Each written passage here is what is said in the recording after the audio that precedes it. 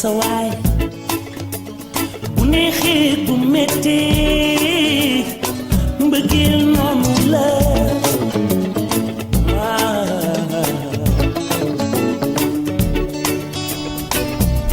mbokk yi jërë ngeen jëf ci ànd bu rafet bi ngeen wii di ànd ak la référence Alfayda FM 90 point amaan nañu mbégte des fi ci kàttanu borom bi dégtal leen ab jotaay waxtaan ci wàllug politique. édition langue gi spécial takkusaanu Alfayda ngeen di ko am bés bu set tey nag rajo bi nga xamante ne mi ngi file immeuble Cheikh Imam Assane Cissé ci Medina Baye Niass Kaolack Ndangaan studio Alelo la ñu nekk ngir àddoo émission bi ni mel tey nag ñu ngi dalal. Moustapha Fall ci doon kon jiitu appel dog bu mu gàcc parti boobee waaye tamit coordonnateur national bu Macky 2012. bokk ci doomu Saloum yi ñu fas yéene waxtaanee ak moom lépp lu soxal tolluwaayu réewum Sénégal wàllu politique bëgg la ñu dëgmal ci wàllu ko wote 2019 yi waaye parti bi mu jiite tolluwaayam bi ci réewum Sénégal rawatina fi nga xam ne la fekk baax mu di Kaolack Ndangaan.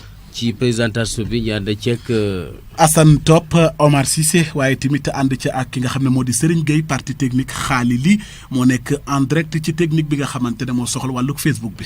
ci réalisation bi El Hadji Ibrahima Gaye ñu door kon la nga xamante ni moom moo di waxtaan bi dalal suñu gan di ki nga xamante ni duul gulet kon muy teew file ngir rek weccook ñun ak sëdd ñun xam-xam bi nga xamante ne yàlla baaxee na ko nekk koo xam ne ràññee nañu ko ci réew mi doon Moustapha Fall Thiey salaamaaleykum sëñ bi Fall.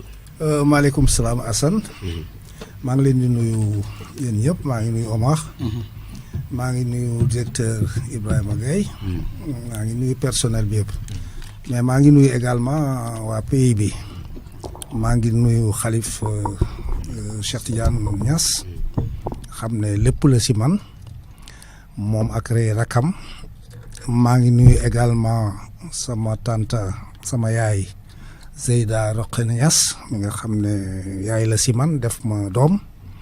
maa ngi nuyu imam Cheikh Tidiane Cissé moom ak ay rakam. maa ngi nuyu muqaddam yëpp maa ngi nuyu taalibe yëpp maa ngi nuyu waa Kaolack. ñu lay wax déwénati bal ñaax. fekkee déwén maa ngi leen di baalal àq te di leen ñaan ngeen baal ma àq. maa ngi baalu àq si waa Kaolack yëpp di ñaan ñu fekkee déwén. te yàlla defal ñu nga xam ne déwén dina gën a neex li weesu. di ko dalee tey dina gën a neex li weesu. di ko ñaanal yëpp. yow Ndakaaru nga tabaski. non Kaolack. man feet yëpp Kaolack laa koy defee. daara du nekkee Kaolack du nekkee Dakar maak suma famille. du ne suba lañ war a woor dañuy ñëw premier jour koor Kaolack lañ koy defee delluwaat Dakar. tabaski Kaolack korité Kaolack tamxarit Kaolack feet yëpp Kaolack lañ koy defee. kon daal yow feet moo la boole Kaolack. non maa ngi liggéeyee Dakar du mënumaa nekk fii maa ngi liggéeyee Dakar. li nga ma war a wax du loolu. nag maa war a wax ne. yaa ngi liggéey Dakar waaye lu xew nga ñëw Kaolack. c'est ça yow feet rek nga fa wax di. ah oui boobu laa la mën a wax. mais mën naa la wax ne su ma voyagé wut. weekend bu jot maa ngi Kaolack. xam nga boobu tey maa ngi fi te feet yi jeex na. demoon naa fi Dakar samedi mooy bi ñu waree am journée d'étude maak Macky Sall. samedi 25. aussitôt dimanche dama ñëwaat Kaolack. waaw kon daal yow doomu Kaolack nga. et dama bëgg Kaolack d'ailleurs bañ naa ko keroog rek maa ngi koy wax si benn télé Dakar ne leen Kaolack maa ngi ko tuddee paradis. ni mu tàngee la neexee man tàngaayu Kaolack dafa baax suma yaram. yëguma ko tant que ñëwuma Kaolack du ma am lu ma neex. même migraine yi may am Dakar ay bopp yi ma teg c'est ça la su ma nee cëpp Kaolack rek ne cocc. laaj bi dañ ko doon roofaale rek ndax Kaolack dafa rafle ay doomam ci fànn bi ni mel bu fekkee nag doom yu mu jur bëri nañ waaye bëri nañ ñu nekk Dakar tey wane sax nag Saalum leen dafay leen di def complexe dañ ci am complexe donc Kaolack du leen gis lu dul lenn événement yi moo taxoon ñu laal loolu rek. pour mu gën a leer très bien loolu baax na ñu koy leeral. moom mi koy wax moom Assane daf may tooñ rek waaye xam na. voilà ñi daal di soobu ci waxtaan bi ak appel dog bu mu gàcc sa parti moom fu mu nekk ak kilo mu nekk. ñu ngi évoluer sur le plan local et sur le plan national. fii mu nekk nii doo gisee suba ak jàmm sax si lancement wu parrainage bi du ma mën a dem.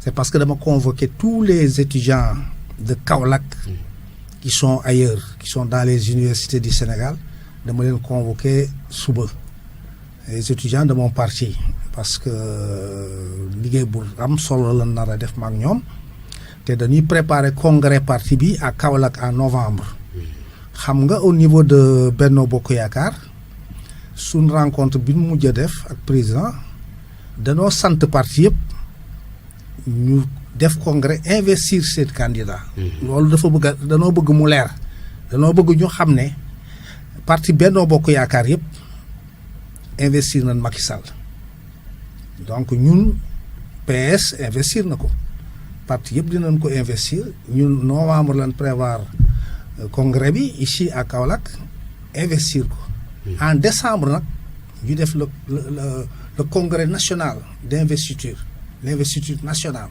nga xam ne coalition bi yëpp les 10 coalitions ëpp nañ 10 léegi sax ils sont à peu près 12 ou 13 ñooy investir le candidat Macky Sall mu doon lu leer doon loo xam ne c'est une affaire de coalition mais non une affaire de parti du affaire APR du affaire APR boobaa nag affaire ñëpp lay doon donc suma étudiants yi yooyu dinañ si dugal seen loxo bu baax ñoom aussi bien congrès Kaolack bi que congrès Dakar bi moo tax demee mënuma leen woo ba pare di leen fi bàyyi dem Dakar yëgal naa ko chef bi le président Macky ne woon naa ko carrément ne du ma mën a ñëw léegi rek dégg ngeen bi ma premier ministre di informé si affaire boobu waaye dama ne carrément rek ne du ma mën a ñëw dama woote fii woote bu am solo donc mais samay nit ñi nekk Dakar ñoom dinañ dem représenté ma waaw ci parti bi lay delluwaat ba léegi sëñ Moustapha est-ce que parti bi am na ay responsable est-ce que parti bi mi ngi dund li tax ñi naan parti est-ce que du yow rek gaa fa nekk muy kenn nit ndax ndaje bi ni mel am na solo parce que ñu ngi jëm ci parrainage bi mais lu muy loolu kenn déggatu sa parti bi oui peut-être dafa deful peut-être yu ngeen di couvrir mais son parti d'abord mi ngi def les activités statutaires mi ngi bokk itam ci activités nationales yi suma parti d'avant-garde la du parti de masse jaxasoo Ndiaga Ndiaye et consort suma parti xëy na c'est la qualité c'est pas la quantité waaye fii combat yi fi mës a def yëpp suma parti ko def fii marche yi fi mës a def yëpp ñaxtu yi fi mës a def yëpp suma parti ko daan def temps yi nekkee dans l'opposition léegi nag nekkul dans l'opposition moo tax dootu leen dégg son parti na ngeen ko daan déggee man personnellement du ngeen ma dégg na ngeen ma daan déggee parce que damay dégg du ma nekkee Dakar si émission yi yow ma ci yow kenn déggatu la kenn dégg mais non mënatul maa dégg je ne suis plus opposant je suis au pouvoir je suis dans un pouvoir boo xam ne si ñi ko liggéey installé ko si la bokk mënumaa installé pouvoir ba pare di ko xeex moo tax nan ma daan déggee dootul ma ko déggee bien que sax fa ma daan dóor maa ngi fay dóor ba léegi parce que maa ngi daan dóor si PDS ñoom laa mujj a dóor ba léegi maa ngi dóor si ñoom mais nag du ma dóor Macky Sall du ma dóor APR du ma dóor Benno Bokk Yaakaar du ma dóor gouvernement bi parce que si laa bokk du ma leen dóoree dóor son bopp donc na ngeen ma daan déggee en tant que opposant mënatut a bokk ak ni ngeen may déggee léegi en tant que un homme qui participe à la gestion du pouvoir. dafa am loo xam ne askan bi daf ñu la koo nangul sa engagement sa discours sa bañ bu doxul nga ne doxul loolu lañ xamoon ci yow nekk tey ci nguur gi nekk ak Macky terewul bu doxul askan bi ñu ngi xaar Moustapha Fall ci bi ñuy bëggoon ci loolu nga def ko Macky recevoir na lu lundi ba recevoir ñu samedi bi passé le 25 toute une journée ñu ngi commencé 10 heures ñu ngi fa jógee 23 heures man ñi ma xam ak ñi may dégg xam na ne du doxul ma ne di doxul waaye du ma kuy dem si rajo nag di ŋàññi Macky waaye la ma ko mënoon wax si rajo maa ngi koy wax lu ko raw si suuf waaw mais du ma ko wax si rajo c'est un camarade à moi c'est un allié du ma ko ŋàññi si rajo ni si presse waaye su nekkee en interne la ma koy wax maa ngi ko koy wax te mu ngi si tenir compte. te kon am xam nga ne am na yu doxut daal. ah oui mais lépp mënta parfait. c'est bon loolu rek lañ bëgg. ñu waxtaanee coalition bi di Macky 2012 moom tamit ci lu mu ne. ah mi ngi fii parce que Macky 2012 foog naa ne Macky Sall delluwaat na sa cosaan dama ko waxoon en 2011 bi mu ñëwee Kaolack fii ba signé ak man partenariat lutter ensemble gagner ensemble gérer ensemble bi ñu demee ba def congrès d'investiture ba jàmmalaay après ñu am benn réunion këram à Mermoz réunion boobu mi ngi commencé foog naa à 17h jeex à 3h du matin man la waxoon ma présider réunion bi ma présider ko ba mu jeex ñi intervenir y avait plus de 60 intervenants bi intervenants yi jeexee aux environs de 2h du matin ma ne ko voilà président intervenants yi jeex na vous avez la parole mu ne ma non il faut intervenir ma ne ko bon mu ne ma intervenir ma def une longue intervention de temps 600 boo xam ne ba léegi nit ñi dañ koy wax si laa ko ne Macky 2012 bi sa tour lan sa cosaan sa totem lan tant que yaa ngi ànd ak ñoom loo bëgg di nga ko am ma ne ko si biir Macky 2012 bi xëy na ay nit ñu simple a ngi si mais ay nit a ngi si ñoo xam ne ku ànd ak ñoom loo ut di nga ko am ku ànd ak ñoom doo bëree di nga daan kon nag naka leen bàyyi xel ànd ak ñoom tàllal sa loxo yàlla yaakaar sa bokk yaakaar Macky 2012 soo demee si élection yi di nga gañe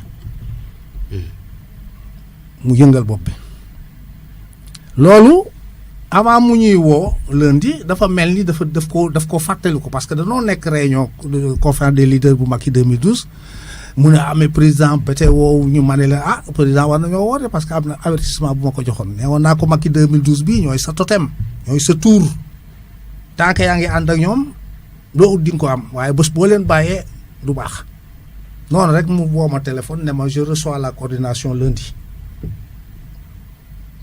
alors si la suma xel dalee ma ne sëgëm ñu ngi dem si élection mu ñëwaat si coalition bi ko faloon parce que coalition Macky 2012 ñoo ko fal au premier tour coalition Macky 2012 moom lañ daa wax la petite coalition la coalition insignifiante les petits poussés mais petits poussés yooyu ñoo yóbbu seen candidat au deuxième tour face aux grosses cylindrées qui étaient les autres coalitions ñi nga xam ne yóbbuwul seen candidat deuxième tour Macky 2012 wax naa ko baati na si nekk si xam nga nit ñi que la gën a simple rek gën koo ragal am na ñoo xam ne si nit ñi ku ànd ak ñoom loo ut am ko loolu ñi gëstu si baatin xam na li may wax am na ñoo xam ne ku ànd ak ñoom doo bëree daan loolu nag gis naa ko si Macky 2012 ay nit ñu simple ñoo xam ne doo leen gisee c'est rien du tout mais alors tant que mi ngi ànd ak ñoom day gagné moo tax keroog bi mu ñu wooyee lundi sama xel dafa dal te wax naa ko ma ne ko nag rassuré nga ma doo wootewul woon ma jaaxle c'est que woo nga Macky 2012 bi nga xam ne mooy sa tour mooy sa totem je suis rassuré il était tellement content si rencontre boobu que dafa nañu le 25 après tabaski bi samedi on va faire toute une journée ici au palais fi la ñuy yendu fi la ñuy añee fi la ñu defee lépp keroog ba ñëwee samedi 10 heures mu ne ñu on arrête à 16 heures parce que Sidiki Kaba dafa am fu mu war a ànd ak moom ragal naa ne dafa waroon dem si ambassadeur Afrique du Sud boobu gaañu woon foog naa foofu la waroon dem mu ne ñu coordinateur ma ne mu ne à 16 heures on arrête ma ne ko d'accord ñu ngi arrêté à 23h40 xam nga ne kon loolu intéressé na ko lam doon wax ak ñun intéressé na ko donc man j'ai senti que il compte beaucoup sur Macky 2012 pour 2019. ok mais su ma la déggee ngay wax dafa mel ni président bi ngeen ko falee daf leen wan ginnaaw ndax boo demee ba ngeen jaaxle wooguñ ñu bëri ba dernier mois mu woo leen ngeen jàppee ko tour bu ko war a génne ci ay élection est-ce que du dëggal li information suñu mbokk taskatu xibaar yi jot ci ne bëri na ci Macky 2012 ñoo xamante ne dañoo mer am lu leen naqari ci ni leen Macky doxalee géré wul ensemble ak ñoom ñeneen la jël alliés yi ba sax am ñu doon xalaat ut beneen candidat bu bokk ak Macky bu bokk APR wala Macky 2012 pour ñu teg ko 2019 looy tontu ci loolu. waaw loolu man déggaguma ko si Macky 2012 déggaguma si Macky 2012 ku ne nan utiwaat beneen candidat te dinaa koy faral di wax su ma waxee li Macky Sall yi defal Macky 2012 doo moytu waa APR mer. Ah oui mais nommé nañu. Ah oui non au départ bi ñuy gagné ñaata ministre la nommé si Macky 2012. Eva Marie Coll Macky 2012 la. Mimi Touré Macky 2012 la. Aly Ngouille Ndiaye Macky 2012 la. Ibrahima Sall Macky 2012 la. Non avant au départ premier Benoît APR la. 4 ministres la ñu jox au départ bi ñuy soog a gagné en 2012 député yi ñëw mu jox ñu ci 5 au conseil ñëw mu jox ñu ci 4 sans compter comment dirais-je collectivité kii au conseil économique et social environnemental. sans compter PCAI sans compter DGI. ah non c'est-à-dire nit ñi dañuy wax lu ñu xamul. léegi ba keroog bi nekkee ak moom samedi ñu ngi doon def évaluation seet ñaata la nommé mais ban paree dañoo tiit ñu ne ndekete nommé na lii yëpp si ñun. donc nit ñee xamut di wax non mais et puis ñun rek nekkul Sénégal quand même. Macky Sall c'est le président de tout le monde. donc et puis nag na nga nommé nit ku itam li mu mën a yore. waaw na nga nommé nit ki lu mu mën a yore. bëgg koo nommé du tax nga jox ko poste bu mu mënta yor. ok ñi jàpp ne alliés yi li mu leen cëralee dafa ëpp d'accord nga ci am wala déet. alliés yi nga xam ne bokkuñ Macky nii APR te ñu ngi ànd ak moom. mais allié kay ñun la premier allié kay ñun la. xanaa kay ñeneen ñi laa wax mu mujj bi. ñu mujj ñi mooy ñoom PS ñoom AFP et cetera. ah non waa AFP ñoo ñun presque benn la parce que ñun ñoo yóbbu Macky Sall à l'antichambre du pouvoir. yéen a ko jox 26%. waaw. après ñee doon di ñëw. alliés yi ñëw. ñu formé benn bokk yaakaar. ñu yóbbu ko au pouvoir. les Moustapha Niasse ont contribué. moo tax du ñuy wax man yooyu d'accord ma si Moustapha Niasse lu ñu ko jox rek mérité na ko. mënoon nañu ko jox sax lu ëpp amoon. parce que li ëpp li ñu ko jox mooy présidence. te président Macky ko yor. donc la sa topp lañ koy jox mooy président de l'Assemblée nationale. kooku amul lu ko gën c'est la deuxième personnalité de l'État. donc kooku li mu am c'est bien. amul si benn inconvénient. Tanor bërki démb lañ koy soog a jox. lañ ko jox itam d'accord nañ si mooy troisième institution après assemblée. loolu mérité na ko. ak ñeneen ñi.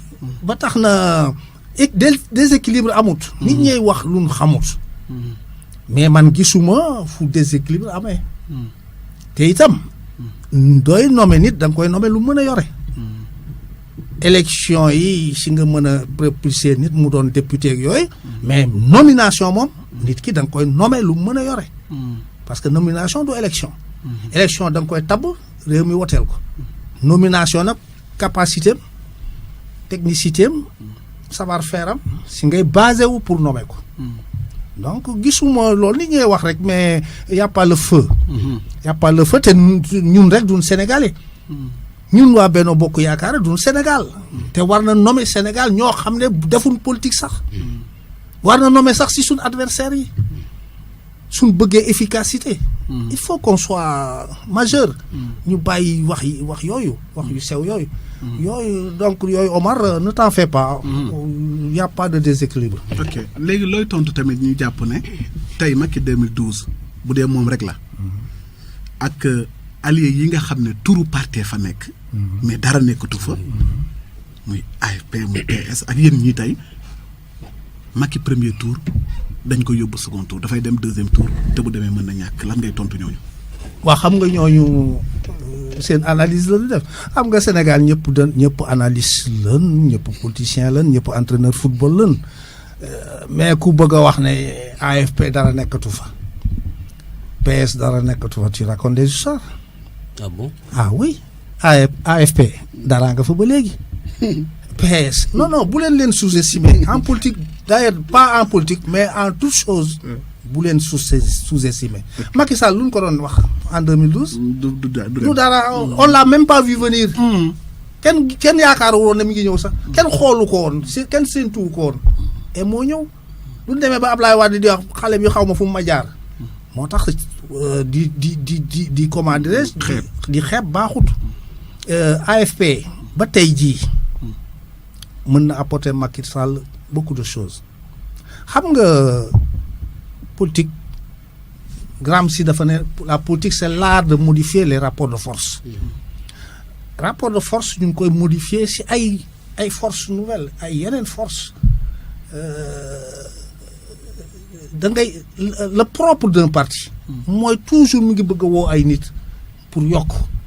même doo yaakaar ñi muy woo duñ dara mais bu même du benn nit baax na dañ ne noonu benn ëpp na si xarit junne néew na si. donc même duy benn jëlal donc ñii ñëw ñi alliés yi mu nekkal tey te nekkoon ak moom en 2012 même su fekkee seen parti am na ay secousses yu fa am na ay saignées yu fa am ay départ yu fa am mais am na lu fa des ba tey te mënuñoo wax ne ña dem ñoo ëpp ñi des mënoo maa wax ci AFP ne ñoom Gakou ñoo ëpp ñoom la des ak Moustapha Niasse mënoo maa wax ci PS ne waa Khalifa yi ñoo ëpp waa Tanor yi non yooyu kuy def analyse te xam réalité parti yooyu xam nga ne c'est pas le cas maanaam non c'est que coow lee bare rek mais c'est pas le cas te du doon ñett sax AFP du desoon Moustapha Niasse ak Khoureyssi Niasse ak beneen nit ñuy ñett rek ba tey baax na bu ñuy xeeb voilà mbokk yi ba tey yéen ñuy déglu seen émission langue gi ci la référence Alfayda FM ñi dalal Moustapha Fall Dieng bu appel donc bu mu gàcc gi coordonnateur Macky 2012 waa mbirum Karim Wade doy na waar ngeen bëgg koo làq jant bi ni du bokk ci élection yi. jant bi kay kenn làqatu ko. jant Sénégal kon la bëgg a wax. lu ko tere yow bàyyi nañ ko dem na fi mu bëgg a dem.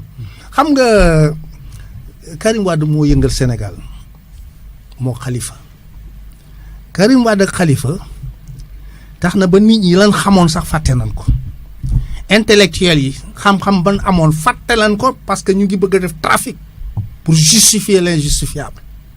juristes yi lan xamoon xamatuñ ko parce que ñu ngi def contrebande judiciaire pour justifier Khalifa Sall ou Karim Wade ba tax na le cas de Karim mais Karim jàpp nañ ko inculpé ko enrichissement illicite créé tuumal ko milliards yu bëri. non du tuumal xam nga CREI yi Omar CREI yi du la gisalee lu mu xamul da lay woo ne la foo jëlee lii loolu mooy CREI yi c'est aussi simple que ça ñu ngi koy garaawal yow woy waruñ ko woon yóbbu CREI yi ñu ngi ko waroon yóbbu haute cour de justice mais haute cour de justice moo gën a metti lu nit ñi xamul dañoo ne CREI yi amul second kii amul recours mais am na sax pourvoi te haute cour de justice amul pourvoi sax te haute cour de justice ay adversaire politique am ñoo koy jugé ay député ñoo koy jugé ce qui n'est pas le cas avec la CREI moo tax ñiy wax waruñ ko woon a jugé CREI dañ ko waroon yóbbu haute cour de justice xamul sax luy haute cour de justice la première juridiction spéciale au Sénégal c'est la haute cour de justice CREI vient en troisième position CREI su la gisalee loo xam ne xamul lan la dan lay war na la foo jëlee lii mais yow loolu yomb na foo jëlee lii nga wax ko au départ luñ ko milliards yu bëri waaw ba tey après bëri sax mais ba tey muy justifié du légal rek ñu bàyyi waaw noonu la CREI yi marché man nekkoon nag koo xam ne presque weer wu jot CREI yi woo ko yow mu dem duy dem daf may tàggu dem laaj ko mu justifié ñu ne ko demaat mu demaat ba mu jeex lan amoon si moom dur yëpp parce que bañ nañ ko ba CREI day ne bien supposé mal acquis njort lañ jëm waaw kon nag ba tey accusé gun la danoo supposé ne lii njort danoo ñaaw njort si li nga am lu ñaawee njort si li nga am nga rafet njort rek yow wax noo ko amee mu jeex waaw léegi lu tax ñaawu njort ci ñëpp ah non mais kenn xamul non attends non mënuñoo ñaaw njort si ñëpp demoo si benn réew ñuy ñaaw njort si ñëpp dañu ñaaw njort si kay si ñi nii bëgg di gis xam nga nee nañ sax loo xam ne sax je m'en doute nee nañ procureur bi génne woon na liste 25 personnes mais c'est possible mais su fekkee 25 personnes yooyu ku si nekk woo nan la leen jaaxal si sa alal nga justifié ko dañ leen di bàyyi. ok léegi ñu tëb foofu yëpp ndax fee yooyu yàgg na te li ngeen ci li ci yoon wane ba mu dem ba ngeen bàyyi ko mu dem mais man li jaaxal ñu bari mooy tey moom moomu am na sañ-sañ comme sénégalais man mii di wax ak yow mi sëñ Moustapha ci bindu am sañ-sañ ci bokk ci voté am sañ-sañ laaj réew mi waaye li ñu gis mooy ne buñ ko lii bu ko yoon mayee waa PDS jàpp ne lañ ko xañ yéen a ko xañ uniquement parce que da nga ne bañ mu ñëw te bu ñëwee daf leen fiy jëlee ci réew mi bopp réew mi. lu mel en ce qui concerne bindu. bokk si élection yoon mayeetu ko si dara déedéet dañu ne bindu na bindu sax lañ wax loolu yomb na xam nga commission d'inscription yow Omar mbala yow Assane amoo droit taxaw si commission bi damay bindu ñu ne la doo bindu déedéet amul boobu pouvoir moom commission ok moom bind rek la am ñeey seet ndax war ngaa bindoo warunoo bind du yeggee si ñoom dinañ wax même bu bindoo mën nañ koo bañ a valider. non mais non ñoom dañ lay bind rek Omar xam nga bindu ko yow léegi Assane waaw. xam nga bindu ko ba pare waaw. du fi commission amoon mën nga dem taxaw ne damay binduwaat mais commission bi war na xam yow war nga bind. déedéet du habilité am kenn santu ko bind lañ ko sant moo tax amul woon droit aaye Karim amul benn këyit bu ne du Karim ñëwee d'ailleurs kooku ce serait une justice pour une personne dañ lay bàyyi nga bindu parce que bindu taxul nga jàll ku dul Karim sax bindu na dem ba sa càppaandaw ga ñu génne ko donc mu bindu ça ne veut rien dire waa PDS sax foofu lañ accroché na bindu na xas naa bindu jeex na xas naa bindu non dañuy dof-doflu mais xam nañ li xaw ñoom daal kon foofu lañ sukkandiku mais ñoom erreur boobu nañu ko mën a defee politiquement. mais non pour ñoom politique am erreur amut war naa bindu na na commission commission ba ko valider fële ca Kuwait moo war a valable fii Sénégal mais ñoom pouvoir bi arrangé wu leen APR ñu fexe ba génnee ko ñoom loolu la ñu wax non du Omar waaw loolu peut-être waxam la waxu waa PDS la day waxee wuñ ko noonu sax ñoom dañ ne xas naa bindu rek jeex na bindu na déedéet jeexut ñoom xam nañ waa PDS danoo dof ba pare bëgg a dofloo nit ñi léegi te nit ñi du nangu Karim Wade un français xale boo xam ne français la bëgg a yëngal réew mi ñu ne dañuy taal réew mi ndax benn xale français amoon lu ko def français moom moo ko wax sax xam nga daan naa ko wax ñu may weddi mais nag pouvoir yi mu fi yor aussi. xam nga daan naa ko wax ñu may weddi mais moom si boppam wax na ko c'est-à-dire ba muy porter plainte Sénégal France dafa ne leen man français la tooñ nañ ma à l'étranger moom pour moom Sénégal étranger la ah bon. oui mais journal bi génnee na ko passeport am yéen itam son passeport français mais sëñ Fall foofu nag bu ñu fa xóotee da bëri na ci réew mi kàngam yoo xamante ne ay kilifa yor ndooma tànk am nañ nationalité française. kan si njëkk a gis fii mu amoon nationalité allemande dañ ko génnee si gouvernement bi ki bokkoon si Macky ban wax ko Macky mu am nationalité allemande dañ ko génnee si gouvernement bi Sénégal kenn amul droit am ñaari nationalité bi nationalité c'est amul Sénégal de déedéet un Sénégalais majeur qui acquiert une nationalité étrangère perd d'office sa nationalité sénégalaise te amul loolu tey amul ci yéen non ku du amee dénoncé leen comme ñu dàq ko benn nationalité nga am.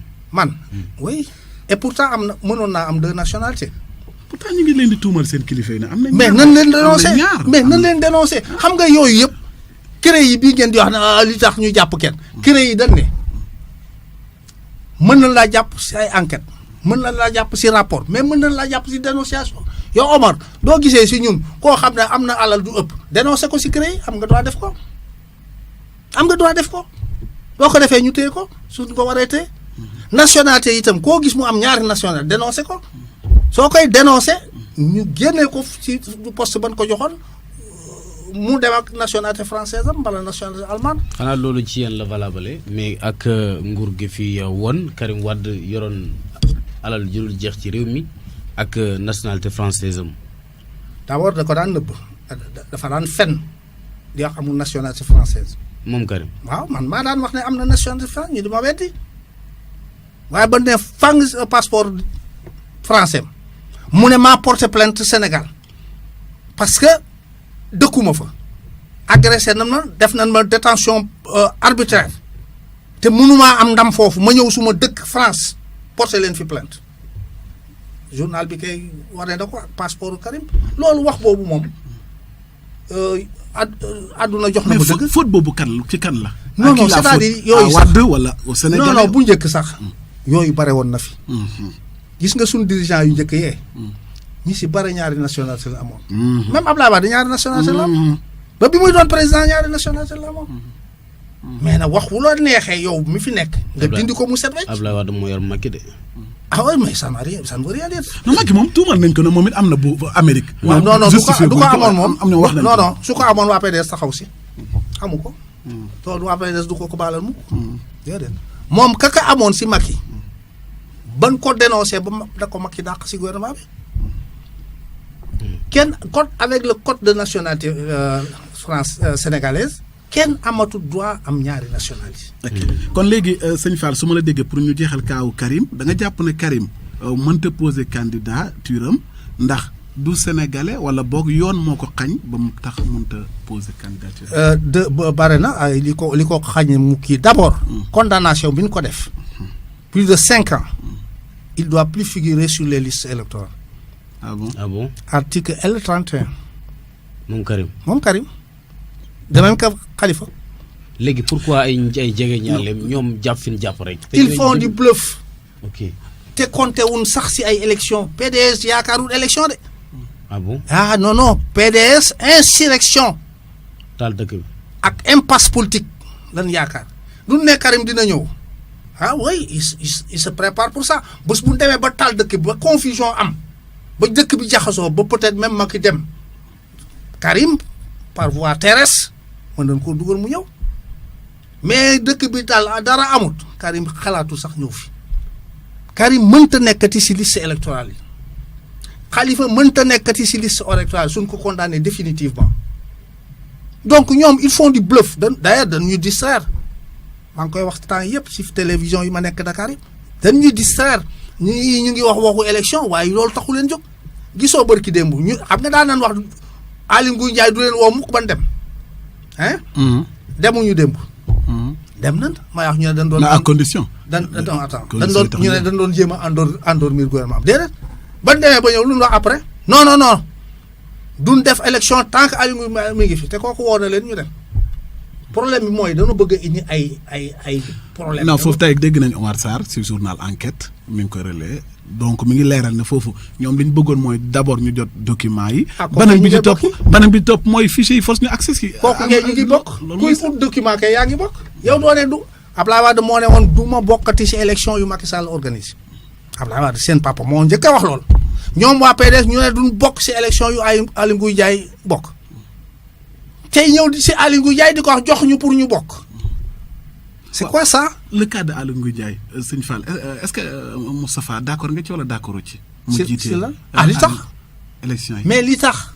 ban pays nga dem si waxuma la pays africain les grandes démocraties fan nga fi dem foo xam ne ministre de l'intérieur organisé wu ko. élection yi amul fenn fu ñu bind ne.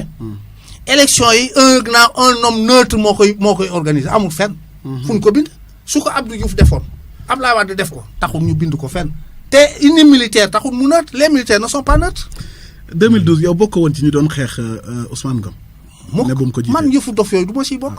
xam nga man je suis supra man damaa xam affaire yi dama jàngi woon politique ba ñëw man wax yi ñuy wax bokkuma si même waxeetu Abdoulaye Wade déggoo ma si woon parce que waxeetu c'est rien du tout. c'est rien du tout doo nekkee dialecticien di nga xam ne waxeet lu mën a am la. donc yooyu man nekkuma si Aly Ngouille Ndiaye.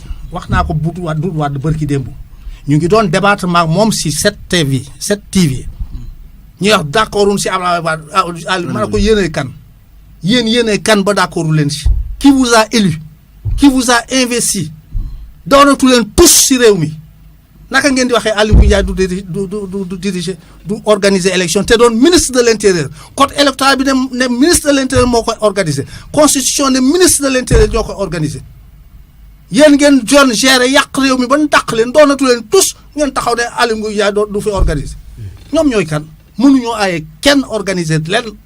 léegi ma laaj la ndax ku far dana àtte. mais du question ku far dana àtte c'est gouvernement mooy gérer réew un gouvernement ministre de l'intérieur ngi si mooy gérer lépp luy élection lépp lu si réew mi ministre de l'éducation lépp luy njàng ministre de la santé lépp luy wër gi yaram et cetera dañ ne sa par bu mu feeñ si sa exercice du pouvoir. léegi looy tekkee kàddu yi mu fi yëkkati woon ca gannaaw nag ci wax lépp lu mën a def ba Macky gagné. dana ko def moom il a raison. non attends en tant que dirigeant Aly Ngouille Ndiaye responsable politique la. à Linguère. et un responsable politique très efficace. su ko neexee. nekkul bureau am nekkul si yëfu activité mi ngi nekk si affaire personnelle. mu ne dafa tout. pour que suma candidat gagne. mais ça ne veut rien dire mi ngi mel ni bu ne. le procureur danoo violé présomption d'innocence Khalifa parce que procureur nee na dinañ ko tëj mais procureur du moom mooy tëj donc présomption d'innocence violé wuñ ko su ko juge waxoon juge bi war a tëj su doon wër di wax dinaa ko tëj ñu ne kon présomption ba yàqu na mais procureur son rôle mooy toppee moom moo koy topp di procureur son rôle mooy topp aggraver l'accusation aggraver du nee la diw sa procureur la mooy lu bon rek la bëggal dugal la si pax mi rek la bëgg donc Aly Ngouille Ndiaye sénégalais la ministre la responsable politique la ña fa mës a nekk ñëpp responsable politique la le fait que Ablaye Wade jëloon pas Ousmane Ngom après sax waxoon na Cheikh Gueye directeur Cheikh Gueye ci nekkoon direction des élections mu mujj ko def ministre délégué chargé des élections mais ça ne veut rien dire ba tey Cheikh Gueye moomu Cheikh Gueye la rek loolu du dara yooyu c'est du bluff Macky mënoon na ko def xam nga ñoom dañ ne woon pour processus électoral bi nañ ut un homme neutre ñu dem indi l'ambassadeur xaw ma nan moom lañ nommé woon l'ambassadeur ba mu ñëwee lu waa PDS fa ban indi ko de ñu ne waa du on le récuse te ñëpp xam ne il est neutre bokk ci benn parti waa PDS bu ñu sonal te bu mu leen sonal nee naa danoo dof ba pare bëgg a dofloo nit ñi lii ñuy wax ci élection yi gëmuñ ko de insurrection lañ bëgg ak impasse politique. ok léegi xaj na bu ñu déggee tey seen génn ci presse bi tamit xaw na saf li ngay wax ni mais comme tooguñu fi ñun mënuñu ko affirmer le fait que ñu ne li ñu bëgg daal mooy lii Karim day ñëw wala élection far du am. loolu lañ bëgg mais est-ce que amul candidat ou pas d'élection. ñooy kan bay wax loolu mais est-ce que tey amutoon lu gën a yomb wóolu ngeen seen bopp Karim terewul leen nelaw PDS terewul leen nelaw ngeen bàyyi ko mu ñëw ngeen sëgg. ku violé koo xam ne amatoo droit voté ñu di la bàyyi ñeneen ñi nag Karim rek a nekk si cas boobu ñaata Sénégalais sont déchus de leurs droits civiques civils et de famille ñaata Sénégalais pourquoi ñu koy defal Karim un Français boo xam ne yoonam nekku si réew mi ëllëg su tàkkee du tàkkee mu ñibbi fa mu dëkkoon. ok léegi ñu jël un Sénégalais boo xam ne ñëpp xam nañ ne kaso gee mu nekk xelu Sénégalais bu dee téeméer lañ yaakaar naa li ci ëpp doole jàpp nañ ne politique moo ko fa yóbbu. kan la kooku. Khalifa Sall la tudd Dakar am doole askan bi jublu ko élection yi mu war leen lu dara jarut kooku lañ jaaxle ba tax ñu denc ko ci kaso bi. fi mu toll ci kaso bi wane na ak bokkam ci joŋante présidentielle yi. oh mais attends Khalifa Sall lu ko yóbbu kaso. dañoo jàpp ne dafa luubal. waaw luubal dañoo jàpp. yow am nga droit luubal ñu la bàyyi. yaay kan ba doo luubalee ñu bàyyi te keneen du luubalee ñu jàpp ko. am nañu mais attention. kaaw Khalifa Sall am na ñu bëri ñu nekk ci même cas bi di ay maire ni moom te tey tëjuñ leen kaso. déedéet caisse d'avance moom rek moo ko am. moom rek moo ko am c'est pas comme ça. gis nga kaaw Khalifa Sall. kenn waxatut moo defatut. loolu leer na ñaañ. te moom weddiwu ko. moom kay day ne. moom mooy wax ne du man rek. du man rek na bokk ma si ma ko gën. Khalifa Sall bi muy ñëw mairie. en 2009. fekk na Ablaye Wade en 2002 aaye na ku jënd ci ceeb ak dugub ci mairie bi xam nga nit ñi dëndut gëstu Mamadou Diop a fa nekkoon di jënd ceeb dugub ak fëgg jaay loolu la waxaat moom la daan jënd te daanu ko jënd loolu lan daan def seen fonds politique di ko séddoo di ko defee seen politique Ablaye Wade puisque nandité la te nekkoon na PS xam na la xew ba mu ñëwee en 2000 dafa ne Pape Diop changement arrêté Mamadou Diop boobu bi ñuy jëndee ceeb dugub ak fëgg jaay Pape Diop ne ko waaw mais Pape Diop puisque moom ñoo ma yem te bëgg na intérêt moom itam te xam na ne Ablaye Wade mag la day wax fàtte Pape Diop ne ko dinaa ko changé Pape Diop changé arrêté bi si terme yi rek si wax ji rek mais duggoolaat ceeb diwlin ceeb ak fëgg jaay keroog gis nga keroog ba ko Ablaye Wade yëgee. si saa si la dóor décret waxatul arrêté de décret la dóor moom si boppam. wax caisse d'avance su Dakar. caisse d'avance su régie d'avance et régie de recettes yi. lii la ñuy jariñ léegi si lii rek lañ leen di jaay si lii rek lañ leen di jënd Ablaye Wade def loolu en 2004 kon Khalifa bi muy ñëw en 2010 2009. xamoon na xel ne kenn waratu fay jënd diwlin kenn waratu fay jënd ceeb kenn waratu fay jënd dugub kenn waratu fay jënd fëgg jaay mais malgré tout mu koy def Mbaye Touré nee na moo daan jël 30 millions yi. mais jox ko. kooku kay nekkatul caisse d'avance. kooku poche d'avance la poche d'avance Khalifa Sall woy du ma wax ñi ma ko jox mais war sa joxe. ku la laaj ñi la ko jox waroo joxe sax bay wax du ma wax ñi ma ko jox. du ma waxee dama leen di kii damay kii. kenn war ta ko laaj parce que ay dafa war ta joxe bay suturaal bu tax kenn santuñ ko mu suturaal kenn parce que dafa warutoon a joxe. ok léegi man li ma bëgg a laajte da nga ma wan ne ma ci biir wax da nga wax ne li mu amee woon moom rek moo ko amee ci mairie yi ci Sénégal ah loolu nga wax. caisse d'avance caisse d'avance yow à cette hauteur là 30 millions moom rek moo ko amoon. mais hauteur bi kon sama question dafay bëgg a yàqu. parce que li ma bëggoon wax mooy waaw lu Kaolack ak lu yeneen diwaan yi. waaw Kaolack jàppoon nañ leen. jàppoon nañ leen audit bi jàpp Khalifa. waaw. jàpp na mairie Kaolack. ok mais si leneen lañ leen jàpp ñoom. léegi lu tax fu mu mujj. non yóbbu na le conseil de discipline. discipline waaw lu tax mais loolu la mérité parce que foofu du ay détournement ay milliards. waaw c'est des problèmes de parcelles ak yu mel noonu la. ak yeneen mairie. c'est des trucs de rien du tout. ok léegi yeneen mairie mais xam nga dili bu ne. Omar dafa am ak lan koy régler. ok léegi mairie yi nga xam ne ñun yëg nañ ne ñu ngi def ay social di dimbale doomu aadama yi Sénégal yëpp te Khalifa wax na ne lam jël ci foofu la ko dugal. boo tax am na kersa sax tudd ñoom ko jox. ma ne da koo war a def. waaw yeneen mairie yi joxe social nag. mais attention. xam nga Khalifa am na fu mu war a defee social. bu bokk te caisse d'avance. déedéet voilà caisse d'avance lañ ko aaye. ok xam nga caisse d'avance lan la. xam nga les décaissements dans certaines man fee ma nekk am na caisse d'avance. tuddee wuñ ko kenn am subvention lañ ko tuddee. yow menuisier bi mënta ñëw léegi suma bureau defaral ma buntu bi ma war koo fay 20 000 francs. naan ko xaaral di ko dawloo lu mat 1 mois. di ko day war a jaar finance jaar fii jaar fii. tout à fait. moo war a ñuy teg caisse d'avance régie d'avance. pour les menus dépenses là. ñu fay menuisier bi mu dem. après ñu def procédure bi ba mu yegg si su yegg see ñu remboursé. loolu mooy caisse d'avance Khalifa kenn santu ko mu joxe gis nga social boobu. sur rubrique gu budget am na fa am na fa. voilà léegi nag leneen lu jaaxal Sénégalais yi mooy yoon wi ngeen jaar ba làq ko jant ba tëj ko kaso. yoon a ko tëj ah. waaw maa ngi ñëw rek dama lay wax li ñuy bëri jàpp ak aussi. li nga man xam nag ne sa affaire jàpp laa bëgg a leeral fii tey. voilà bëgg nañ loo xam ne lu ñu gis la d'abord ni ngeen ko jàppee na ko yoon jàppee nañ ko tëjee procédure bi jàpp nañ ne salfaañe nañu àq ak yelleefam ba ca sax fa nga xam ne tey yéen a ko jiite mun naa ko wax kuréel goo xam ne moo boot mbootaayu réewu Afrique sowu jant gi muy CEDEAO génne bataaxal ne Sénégal yéen ñi nga xam ne kat lii ngeen def nii tooñ ngeen fii juum ngeen faa noo jàngatee loolu. li ma ko jàngatee mooy jàngat bu objectif laa koy jàngat xam nga man dëgg rek laay wax man kenn du ma wax loolu lu dëgg si politique ak si leneen. du lañ xamoon ci Moustapha Fall. moo fa tey la aw nag gis nga kaa Khalifa Sall gouvernement bi am na fu mu si juumee. juum yu mag sax. d'abord si procédure boobu nga wax. keroog ban ko convoqué.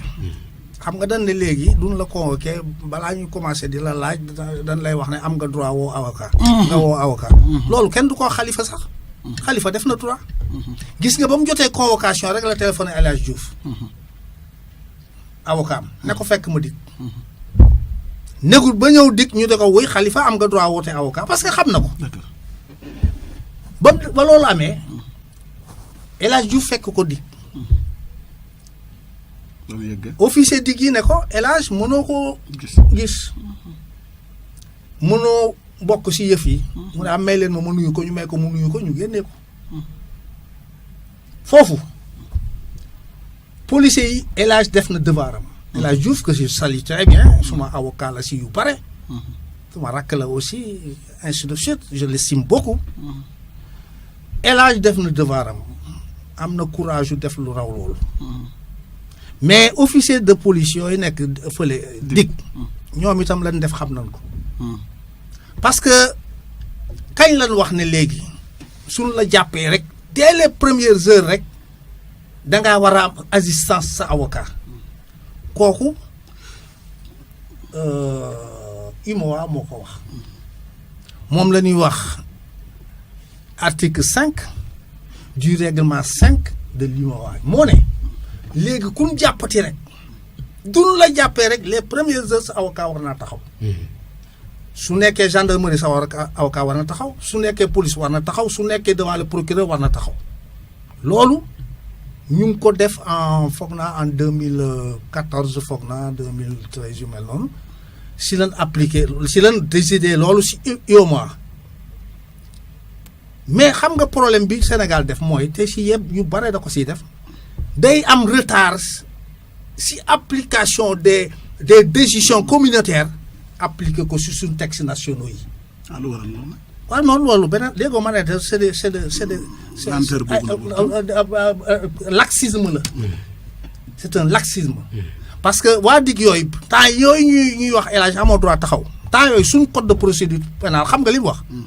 dafa ne suñu jàppee nit ki en garde à vue benn avocat amul droit taxaw fa waaye suñ ko ñaaree defal deuxième garde à vue si lay soog a amee droit si avocat moo nekkoon suñ code de procédure pénale dugaloon sa disposition communautaire bi article 5 du règlement 5 de l'UEMOA dugaloon ko si woon donc nee naa la El Hadj Diouf mi ngi woon si droit Khalifa mi ngi woon si droit policiers itam ñu ngi woon seen droit parce que suñ code pénal rek lan lire te benn changement amu si. ok léegi nañ dem ba ca bam député bi mu nekkee député terewul ni ngeen ko patam. bon beneen bi si des ñu ne foofu dañ ne il n'a pas bénéficié d'assistance. Deuxième bi ñu ne danoo violer immunité par danoo violer kii d'innocence am. présomption d'innocence am. ñu ne li tax ñu ne waaye parce que procureur bi def na conférence di wax ne woy dinañ ko tëj. foofu ñuy wax ñoo xamut. procureur du doon def conférence ci àdduna bi yëpp di wax dinañ tëj Khalifa mais taxul ñu tëj Khalifa moom du yàgg ba mu tëj procureur du yàgg ba mu tëj te procureur sax loolooy rëlam le procureur aggrave l'accusation procureur da lay dugal rek nu mu def ba dugal rek influencer juge bi ba mu dugal la mais procureur mënta dugal mais retraite la mënta rey jaan mais mën na yooxu ba borom ngot ñëw rey ko donc foofu benn présomption d'innocence violé wuñ ko parce que ki doon wax du moom mooy tëj su ko juge bi doon wax mën na noo wax ne donc mu ngi violé présomption d'innocence am mais juge bi waxu ko procureur bi doon la preuve pour le cas de Karim Wade procureur la mu laajoon yëpp pour ñu tëj def ko Karim juge bi topp ko si moo tax foofu présomption d'innocence amu fa léegi immunité parlementaire am immunité parlementaire là encore man ba Khalifa doonee candidat député laa ne amul droit doon candidat député man rek maa ko wax naa see kilifa gu mag sax mu ne ma non mais il a droit ma rek il n'en a pas droit quand on est en détention provisoire certes on ne perd pas ses droits mais vos droits sont suspendus un travailleur sous contrat suñ ko jàppee yóbbu ko détention provisoire son contrat est suspendu. waxuma ay son contrat est aussitôt suspendu ba muy génn. quand on est en détention provisoire. on ne perd pas ses droits mais vos droits sont suspendus. Un exemple en France bi ñu defee la réforme de 1994. qui permettait aux détenus de voter. de pouvoir voter. dañ see génne les détenus provisoires parce que détenus provisoires kenn xamagul seen son. or ñeen ñoom condamné na leen te condamnation emporté wul seen droit. ok léegi bàyyi nañ loolu ba nekk na candidat nekk na député léegi. ce qui veut dire que waruñ koon a bàyyi. mu doon candidat la preuve. après violé nañ ay droit. ni ñu violé droit ku doon candidat am nga droit defi campagne électorale. tout à fait. ñu aaye ko ko. ku doon candidat am nga droit dem jëli sa temps d'antenne. ñu aaye ko ko ku doon candidat am nga droit voté ñu aaye ko si lan xamee ne la ma leen doon wax dëgg la. te bii paax. xam nga nee na candidat à la présidence. duñ ko bàyyi mu jàll. parce que waru koo doon. waru koo doon. est-ce que du kaay ñoo wute rek. déedéet benn présidentiel la. non ça n'a rien à voir. candidat rek. non mais loolu peut-être mën na leen andil problème c'est présidentiel rek. déedéet du loolu mais yoon a wax loolu. mais ngeen seetaan nga moom gis nga may ma tuuti ma wax la. Espagne. doo demee Espagne. juróom-ñett dirigeant catalan. ñu ngi si kaso bi. juróom yi ñu ngi si kaso bi ñett ñi daw na. daw nañ dem kay. ñooñu éli na leen député. kan nga dégg si Europe waxuma Espagne mais Europe rek benn tubaab bu ne génnee leen parce que député leen léegi moo tax waaw Amnesty Sénégal ma ne leen yéen mi wax ne Khalifa dafa waroon génn li tax waxu leen ne député catalan yi war nañoo génn ñemewuñ ko faa wax parce que waxu dof yooyu kenn du ko wax foofu waxu dof yooyu fii lañ koy waxee il est élu député dafa yow tailleur bi ñawal na la mbubb mu rafet yaa ngi si kaso bi mais balaa ngay sol mbubb mi da ngay nekk ba génn soo génnee soo amul woon immunité bu ñuy lever amul woon immunité wartoon na doon candidat bàyyi nañ ko mu doon candidat faa yi génn na parce que kenn laa gis mu nekkoon kaso ñu bàyyi ko mu doon candidat mooy Kwame Nkrumah te kooku dafa profiter si benn faille bu amoon si dispositif législatif bu Ghana doon candidat mais yow naka nga mën a nekkee kaso nga xam ne si tu ne perds pas tes droits au moins tes droits sont suspendus nga ne yaa ngi concourir pour diriger réew kon kay léegi narcotrafiquants yi buñ si jàpp dañuy doon candidat rek génne ay milliards doon président génn dem yooyu nan ko baax léegi Espagne déggoo kenn yow Omar est-ce que dégg nga si presse internationale mais nag sëñ Moustapha kaawu Espagne nag xaw na wute ak kaawu Khalifa Sall nu wute bi mooy xam nga ne catalan yi lañ doon sàkku ak lañ doon def dafa wute ak charte réew ma Madrid comme ñuy xeex pour moom seen bopp la ça n'a rien à voir ak kii sàcc ak xeex pour mais ñoom dañoo jéggi sa détourné ak demander sa indépendance bu si gën a détourné ay milliards ak demander sa indépendance mais indépendance boo xam ne dara d'abord autonomie lañ amoon te ban bëggee indépendance réew ma leen joxoon autonomie Catalogne ñoo wootee jox leen ko mais déggoo ma ne déggoo benn organisation des droits de l'homme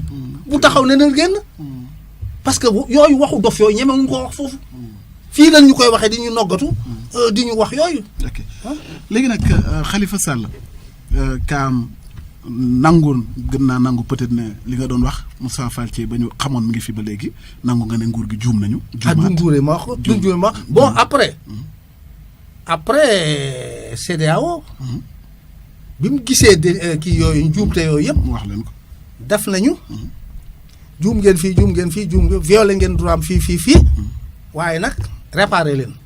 waxtaan ngeen bàyyi ko. non waaw réparé la wax. moo tax gis nga.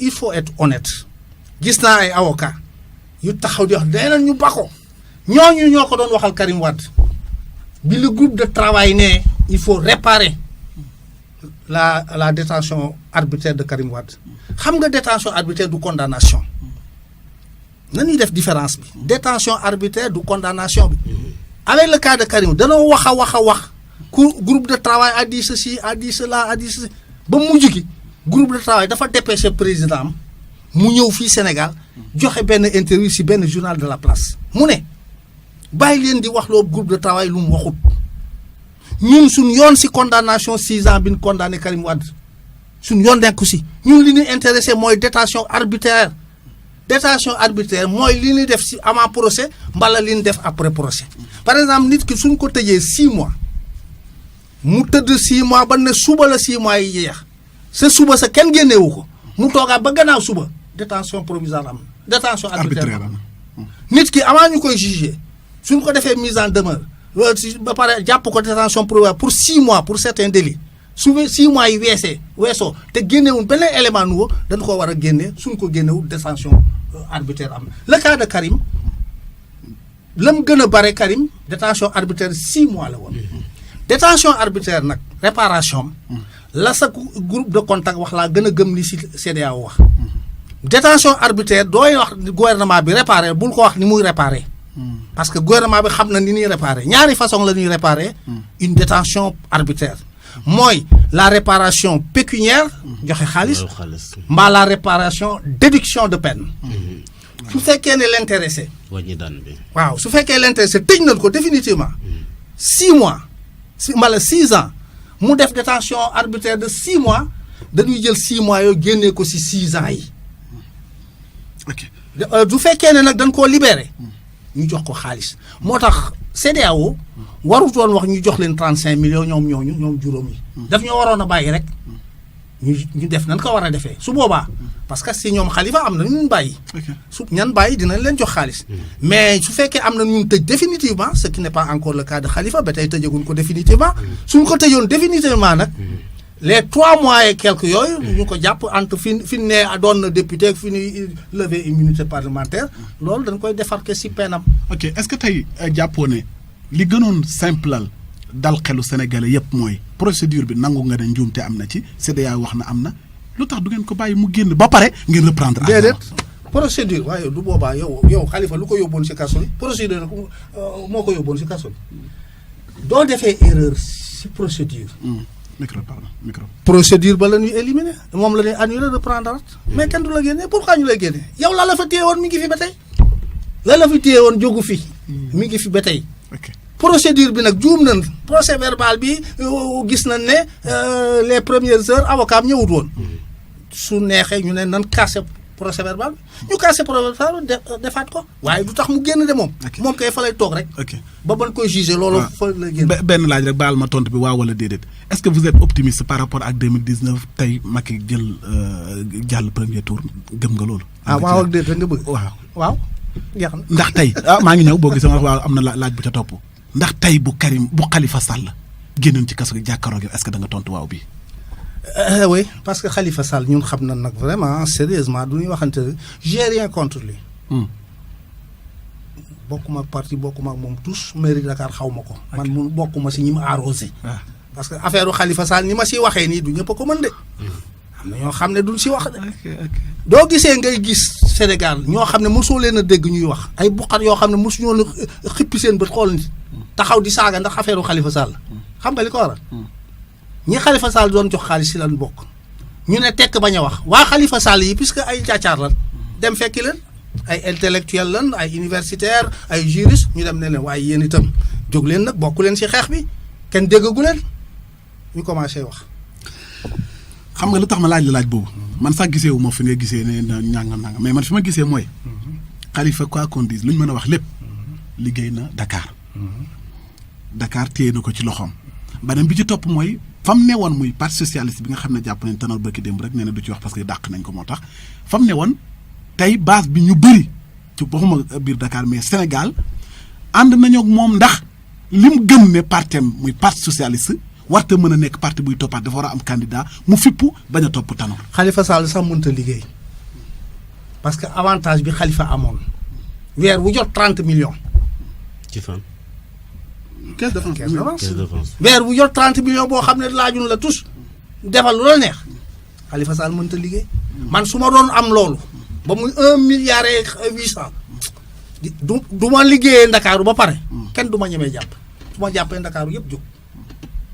il n'a pas été efficace lim yoroon ku ko yor di nga am base loolooy base u Khalifa mais ñun xam nañ Khalifa ba muy commencé politique ak ba bi ñu koy jàpp mageewuñ ko lu bari parce que Khalifa am na 63 ans dañ koy jàppee xale bi xale amatu fi Sénégal xale amatu fi ñii di doon candidat ak ñii ces petits candidats yuy soog a jóg ñoom ñëpp nekkatuñ xale ñoom ñëpp adulte leen passé nañu jeune donc Khalifa li mu doon am di arrosé Dakar yëpp di arrosé sax Sénégal couche sociale yëpp mu koy arrosé mi ngi arrosé musiciens yi mi ngi arrosé sportifs yi mi ngi arrosé lutteurs yeeg yu kenn xamul mi ngi arrosé ñi ñuy wax marabout les marabouts affairistes là mi ngi arrosé ñëpp artistes yi ku bind livre ñëw ñaan ko xaalis mu jox la Khalifa Sall su amul loolu mu am Dakar su amul du ko waroon na am sax lu ko ëpp. ok léegi raison yi ñi ko topp nag tey kàngamu PS yëpp diwaan yoo dem gën caa bëri tey moom lañu ànd. waaw ñooñu dafa am fu mu daan jaar ak ñoom rek. nit ki moom du la tuddee doom. am na fu ngeen jaaroon. ok voilà léegi nag ñu dem ci fa ñu jeexalee ji mooy parrainage bi. non laata ñu yegg ci wàllug parrainage bi. ñëw le fait que tey parti socialiste dal di sayal boppam min dal def président Macky Sall candidat am. waaw xam nga nanuy réfléchir. parti socialiste. est-ce que loolu rafet na ci histoire politique. du dara mais rien de définitif dans la vie yàlla day able du mais. mën ngaa gis yàlla jox la pour toujours. loolu mënta am. parti social da daan gagné élection. pendant 50 ans mais il faut que ça s'arrête.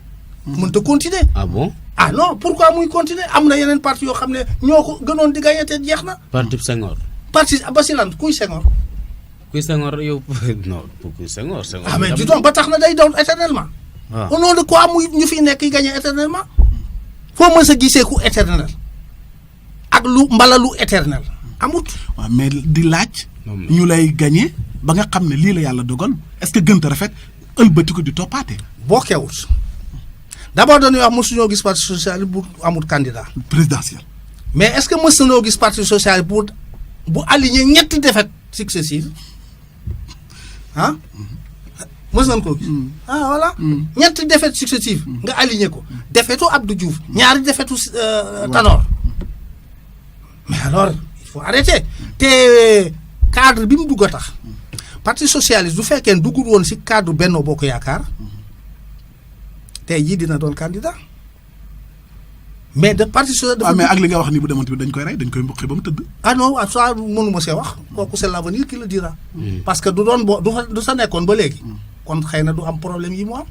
parce que problème am yi mu am ak Khalifa Sall yëpp. rapprochement bi kii rek la mais su demul woon si foofu. xëy na loolu du am kon. tout à fait ba tax na nañuy doon dialecticien. xam ne dara saxut. rien n'est définitif. Chaque chose contient son contraire. L'unité est la lutte des contraires. Transformation qualitative à la suite d'une accumulation quantitative. Man lii mooy représenté suma vie moo tax man dara yëngalu ma parce que lu ne xam naa lan la loo gis bopp ba genn gaa sa topp lii olof doon wax loolu la tubaab wax nii lii may wax nii olof wax na ko dara saxul doole saxul ñàkk doole saxul.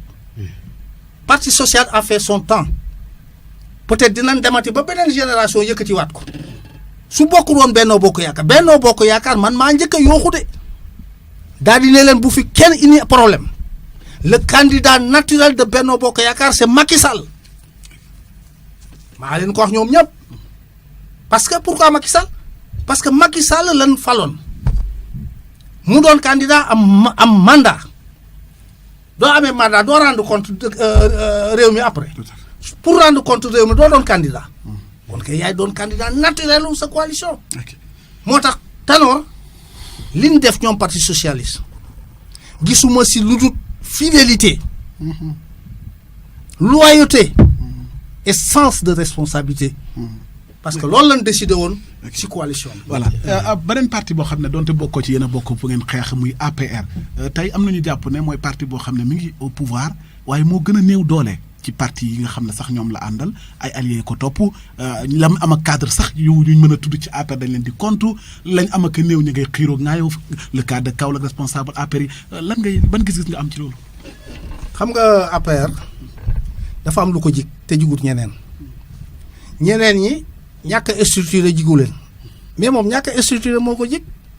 barki démb rek maa ngi si wax ak Macky ñoom dama ne ko sax yéen bu leen structuré ti parce que yéen du ngeen structuré sax ci gagné leen c'est comme yéen a ngi gagné toujours te structuré leen continuer leen si mu ne ma nee nañ on communique mal loolu moom moo ko waxal boppam nee nañ on communique mal mais on gagne toutes les élections tu as vu paradoxe boobu moo tax APR beneen cas la xam nga loo gis baatin da siy dugg xam nga Macky ku doon am tuuti xam-xam xam nga mbiram baatin dugg na si moom dugg si partem ba tax na yii ñu nga xam ne ku ko amoon am problème moom am na ko di gagné nga xam ne kon peut-être du structuré woon sax gën a am problème ba tax na nii lay demee si élection yi deuxième mandat du structuré dara ni parti bi mel lay mel. xiiroo ngaayoo bi yow. waaw mais xiiroo ngaayoo bi Kaolack par exemple. waaw xiiroo ngaayoo mi ngi fi. bu fees del mais ñëppay liggéey moo tax Kaolack du feeñ si résultat yi.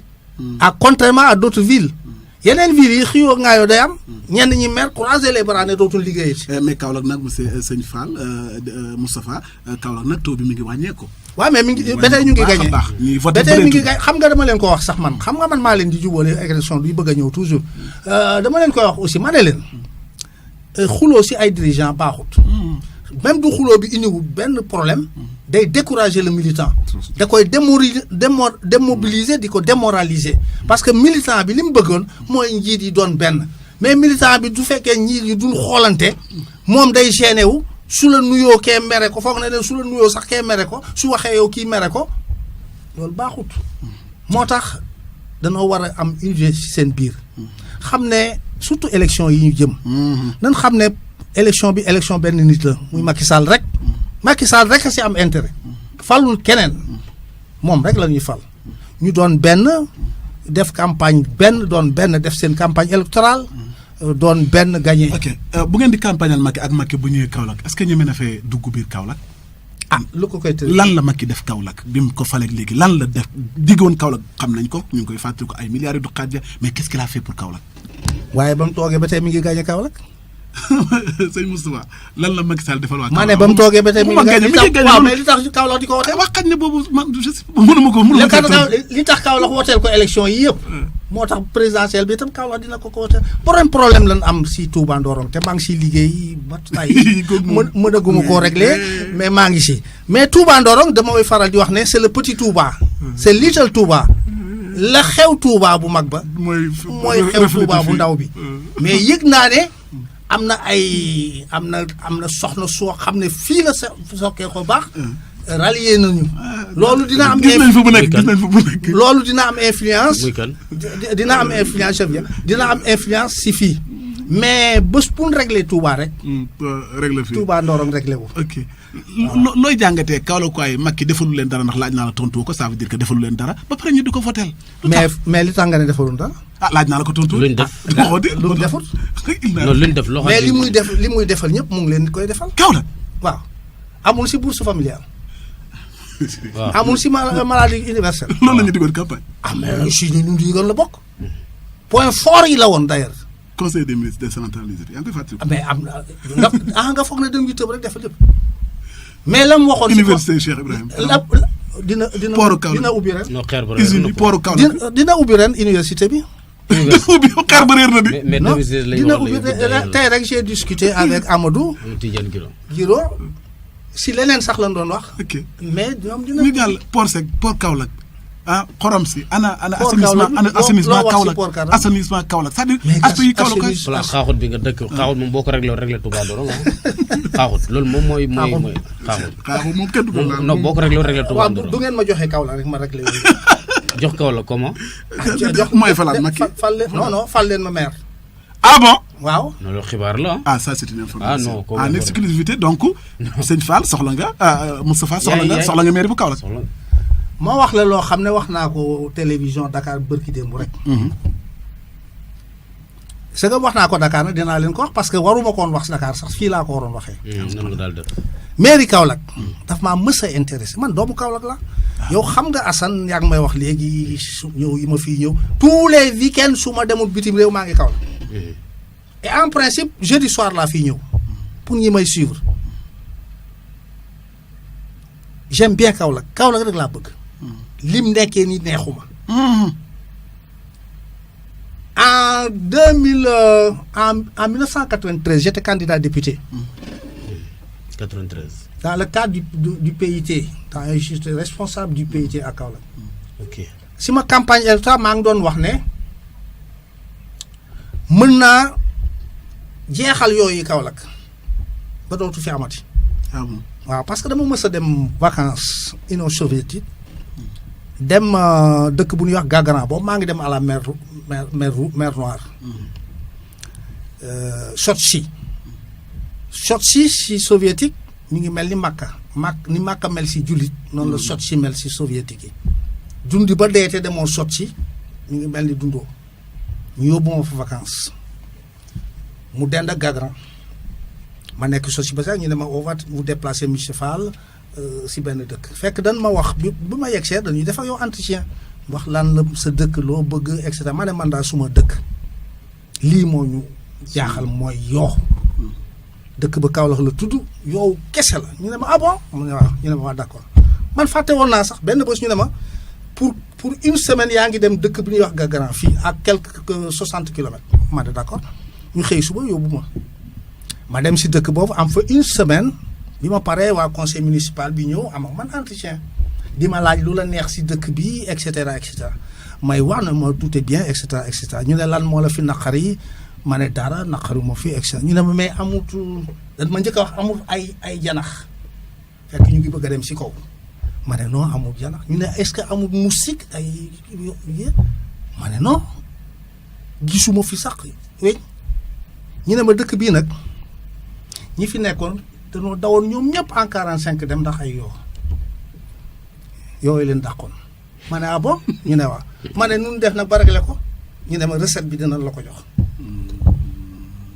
après ñu jox ma recette bi maa ngi ko yore bés bu ma yoree Kaolack rek loolu de waaw mais waaye tey defal ndànkoo Mar kii li war dafa am solo de yow man lu am solo rek laay wax yor nga recette bi quoi maa ngi ko yore kay ok léegi man sama problème ak recette tàngaay bi ak recette tàngaay bi ci waaw recette bi laay xam nga recette bi dafa wax ji da ci franco laay moom du ko joxee bu nekkee maire la maire ko rek joxe kon moo tax ma bëgg a pousse ci maire boobu waaw sama problème mooy est-ce que tey mën nañoo xaar 2019 local yi Sëñ Fall laaj mairie bu Kaolack soobee yàlla d'une manière ou d'une autre xam nga li tax ma ne d'une manière ou d'une autre en 2011 bi Macky Sall déparé Dakar ñëw seet si ma pour ñu signer partenariat loo xam ne man rek la ko defal Sénégal ñi mu àndal ñëpp këram lañ ko fekk Mermoz man il a fait 200 kilomètres pour venir me voir keroog ba mu ne ma grand fu ñuy signer partenariat ma ne ko Kaolack mu ne ma yaa bëgg Kaolack ma ne ko qui même vient à Kaolack mu def délégation bac relais keroog dépensé na si relais tooy waar xaalis bu pare biñ defaree documents centraux yi maak moom ñu ngi si biti avant ñuy dugg Mahmoud Saleh seen délégation ak sama délégation ñoom Malick Ndaw et consort ñu ñëw indi ñu ko ma xool gis si yoo xam ne foog ñu changé ko ma wax ñu changé ma ko ne ay oui il a raison ñu changé ça gars yi dem di changé waat si diggante bi laa ne ko Macky duñ signé partenariat c'est terminé dootuma amati ambition nationale tant que yaa ngi fi ça veut dire que élection législative yaay investir ku la neex investir soo ma investir baax na soo ma investir baaxul baax na présidentielle du yàgg mukk ba ma contre la di doon candidat mu ne ma ne par contre local yi intéressé na ma principalement Kaolack la mairie de Kaolack mu ne ma grand suñ sa yeggee ma jàppale la ma kee la ko wax naa ko si télévision yi bërki démb Dakar bu may def débat beeg du Wade ñu yegg sa mu jox ko AFP à travers Madiayna naqariwu ma Moustapha Niass lu ñu ko jox naqariwu ma parce que son mag la te yaayam daf ma bëgg ma muñ ña mag la ñu yeggaat sa mu jox ko Mariama Sarr du ñett ma ne xam nga man damay raisonner ma ne ah oui partem la xëy na bi ñu ko joxee allié partem ngi doon ñaxtu ne ko waa joxoon nga ko allié léegi jox ñu ko ma ne bon c'est normal xëy na nag duñ paree allié la koy joxaat ñuy alterner noonu allié APR allié APR ma ne sëgam noonu la allié jël na à travers Madiayna partem jël na à travers Madiayna Mariama allié ko war a jëlaat te gisuma Kaolack allié bu gën a placé ni man je considère kon lam ma waxoon dina ko def en tant que Kaolack quoi bi ngay argumenté foofu wax nga loo xam ne métti na ma comme Kaolack quoi sama dëkk sama diwaan ma jàpp ne daal dañ koy pàccoo dañ jox allié pare joxaat parti joxaat allié est-ce que tey loolu lu si métti waaw maa ngi ñëw sama laaj a ngi ñëw sama laaj ngi ñëw dana leen foofu laa bëgg a ñëw waaw est-ce que tey ñun Saalum ñun Kaolack laajut ñu tànnal suñu bopp mais yéenay tànn di yéenay attention tànnuñ non doucement déedéet yéenay non non defal naa ko rek ma wax la ni muy demee doo nekkee si coalition dañuy ne suñ gañee ñii lañ koy jox kooku mu nga sa composition maire bi suñ gañee ba doon ay conseils municipaux ñun ñëpp ñu joxe consigne nag si suñ biir ne kii moom la ñuy woteel mu doon maire fekk jox ngeen ñu ko ba pare yéen ñu ko joxee sa wot ba ngeen ñu joxee tant de conseils municipaux mais nañu gérer nag biir municipalité bi kooku du yéen kooku c'est direct municipaux yi ñoo koy léegi nag foofu la mu bëggoon wax mooy pourquoi duñ ñu bàyyi permettre ñu def ko direct tànn ki ñu bëgg beneen bi ci topp mooy non loolu dam naa si tontu parce que loolu gisagoo ko si loi bi direct amut lu tax duñu ko soppi bés bu waree dinañ ko soppi dégg sa beneen bi topp mooy yow ambition yi nga am recette ba nga am ci gëlee fi yooyu bu Macky bëggee de ay allié nangam taxawal samp sa ndënd non xam nga dama la woon d'une manière ou d'une autre waxuma loolu si commencement d'une manière ou d'une autre. ci nii ba ci mairie bi moom dafa am ñoo def groupe ñoo fekk suma kër ne ma soo bàyyeetee Kaolack ñu koy gérer ñii ñu koy gérer dinañ la porter plainte pour non assistance à une ville en danger. maanaam dëkk boo xam ne dafa toll ci jafe-jafe yu garaaw. ba tax ay doomam dañoo seetaan mi ngi waaj a dig nga di ko seetaan. te ñooñu ñuy wax nañ dëgg de. dëgg la si ñoom. ah bon du ma leen bàyyi ñu may porter plainte. sama boppam ma leen gënal. du bañ naa la waaw tey bu ma la laajoon la gestion mairie bu Kaolack ak naka gisee Kaolack yorin bi. non sincèrement baaxut bien que léeg-léeg ñu góorgóorlu léeg-léeg mu daanuwaat et cetera mais baaxut. depuis l'équipe de Valdiodio ba léegi. amul benn équipe municipale bu fi def dara. dañuy kos-kosi rek la seen cote. jël seen xaalis jël seen i parcelle jël seen i kër dem seen yoon ñeneen ñëwaat. c'est grave ça. il faut rompre à ça. man bokkuma ak ñoom formation politique. bokkuma ni may gérer. man bés bu ma yoroon Kaolack di ngeen ko teel a sentir. si suma démarche suma doxalin ak résultat yi may am si sens yi. waaw parce que man politique tappale wu ma ko. politique dama fee bàyyi woon lépp. ñi ma xam nañ li may wax dama fee bàyyi woon ceebu jën beeg lépp dem Tchécoslovaquie jàngi politique école bi mu wax Vysoká Škola Politika école des hautes études politiques man rek ka fa nekkoon nit ku ñuul foofu laa amee suma premier diplôme en Sciences Po ma ñibbi si teg si 2 ans dem Allemagne RDA école supérieure Karl Marx de Berlin dernière promotion ba en 89 maay major ba le dernier président est-allemand Erich Honecker moo ma jox suma diplôme en direct si télévision allemande bi mur bi éclaté man politique du yëfu caaxaan si man de dama koo jàngi am si ay diplôme yu wër te lu ma si wax du dañ damay wax kay mu neex ñii mbala mu naqari maa ma wax ba pare ñu dindi ko du am na si yoo xam ne sax li may wax si man lañ koy soog a déggee. ñi la bëgg a porter plainte wax nañ dëgg. moo tax du ma leen bàyyi ñu porter ma plainte. ok léegi nag ñu jeexalee xabagal nañ bi ak heure bi jeex na point bu mujj bi moom la ñuy attaqué wàllu parrainage bi. wàllu parrainage bi. loole moom daanaka suba la ñuy def lancement bi.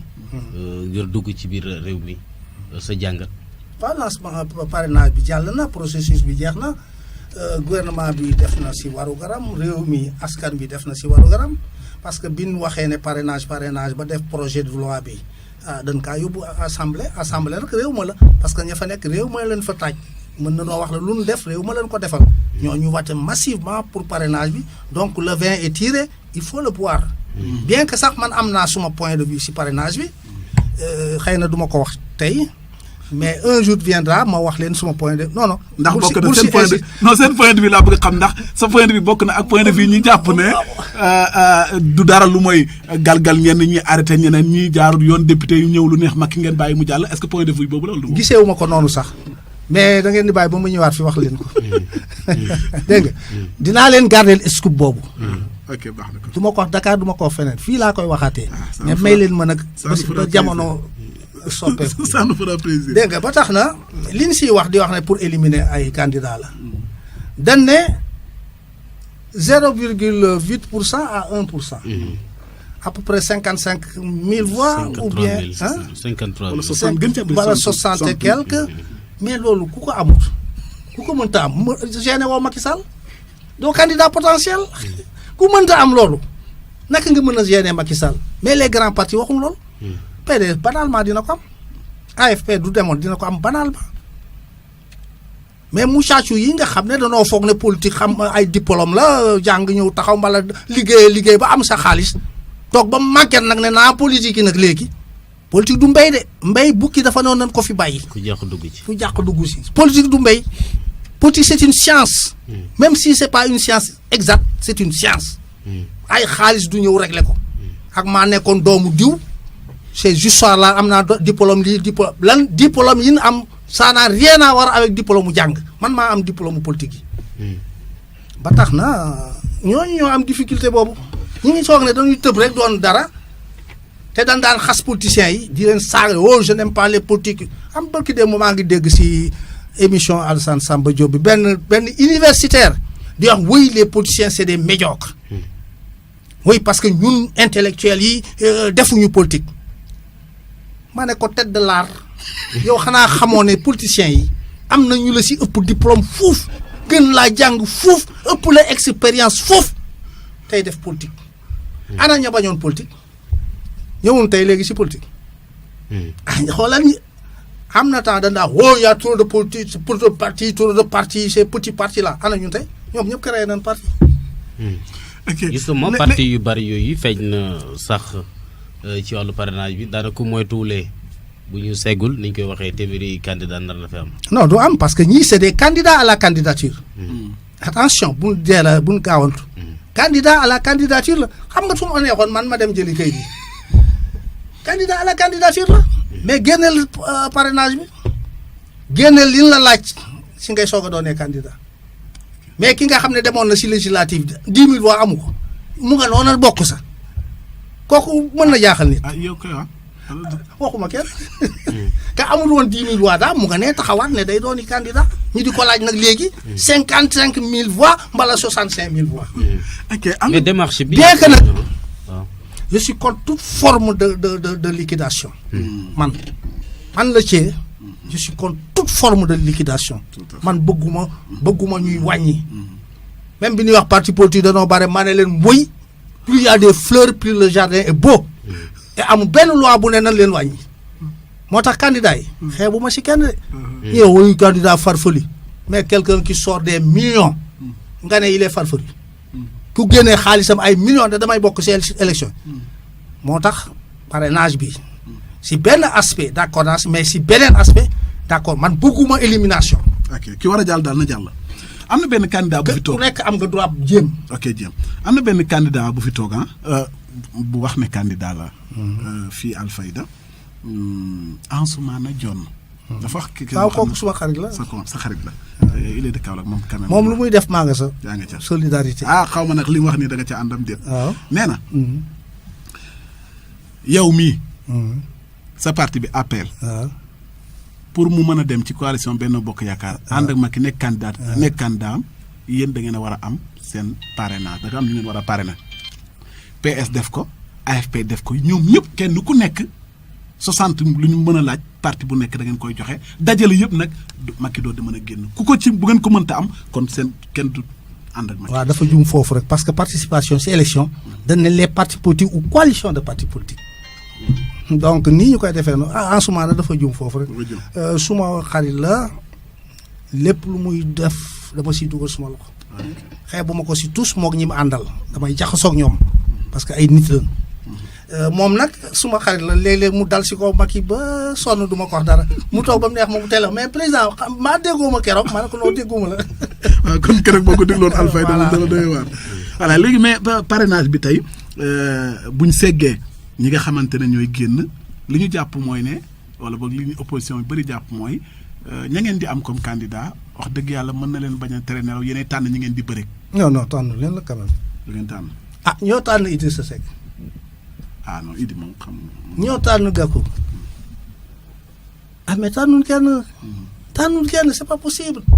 yooyu ay wax la amut. amuñu intérêt tànn. ndax tey am na candidat wala opposant boo xam ne tey Moustapha Fall Thié léeg-léeg nga tëdd jàpp ne daal mën na def mën na andi surprise mën na gagné Macky est-ce que am na. man xeebuma kenn de man xeebuma kenn ña ngeen gën a yaakaar sax man ña leen gën a wàcc si suuf sax xeebuma leen waaw damay wax suma gars yi ne leen ba ñuy dégg woy na leen liggéey buñ sous-estimer kenn. il faut travailler dur. Macky démb rek ñu ko wax am na benn journal laas wax na ko tey. wax nañu ko démb mu ne ñu il lui faudra 155 000 voix pour passer mën na am 55 000 53 000. 53%. 54%. 54 nee na déjà loolu am na ko. waaye dafa bëgg a am lu gën a bëri. waaw loolu laay wax mu ne ñu waaye loolu doyut liggéey leen pour ma am lu ko ëpp. je suis d'accord avec lui. parrainage bi damaa wax nit ñi ne leen nan jël le maximum suñu am mënee am 1,5 million signatures Kaolack nañ ko am pour 2 raisons benn bi mooy xam nga dooy ñëw di jël ay signatures si benn gox sa partisan ya ne fa nga jël 10 ne doy na yéen ñi si des doy na mais ña nga jëlut dañu dem déedéet waxuma lool mais il se considère marginalisé dañ am na ñoom de boolewun ma si yëf yi jël nañ ñee te jëlun ma ñooñu mën na noo dem jox ko keneen deuxième raison bi mooy par exemple man su ma amee ba pare yow Omar nga waroon maa jox ñu ne ah non non cee am na ba pare nga ne ah kon nag naa ko sarax Assane sarax goog ngay sarax Assane la ñuy bañ moo tax nañ jël lépp denc jël li ñu war a yóbbu conseil constitutionnel déposer li si dañu denc ko opposition bi jàpp nañ ne su ngeen xamee ñoom ña leen war a parrainel système la boo xam ne mën na andi blocage tey bu ngeen ñëwoon Kaolack par exemple xam ne man Omar parrainé naa Ibrahima Gaye te opposant la li ni mel mën na tax ngeen bloqué. ah non bloqué bu mel. ñoom loolu lañ jàpp. mais conseil constitutionnel rek a koy xam. xanaa conseil constitutionnel que il est censé être neutre. waaw dëgg la moom te moom rek a koy xam. yooyu ay waxu opposant rek la. voilà yegg seen cëppaandaw émission bi jeexal. waaw lan ngay tàggatoo. oh mais di leen féliciter tey da ngeen ma sot neex na te sot gi du ñaar rek parce que sot gi sax foog naa ñett la. ah du Ibrahima nga fees a gannaaw di def ay signes di leen wax dóor leen mais je suis content. fii pour ma ñëw du ma fi ñëwee damay kontaan. parce que je vous encourage xam naa type de rajo bi ngeen doon xam naa li ko fi samp histoire rajo bi xam naa ko gox bi mu nekk xam naa ko moo tax dama leen di ñaanal yàlla ngeen di gën di avancer. am seen télévision am lépp. di def nii ñëpp di def li raw ñëpp sax. di am station si biir Saloum yëpp.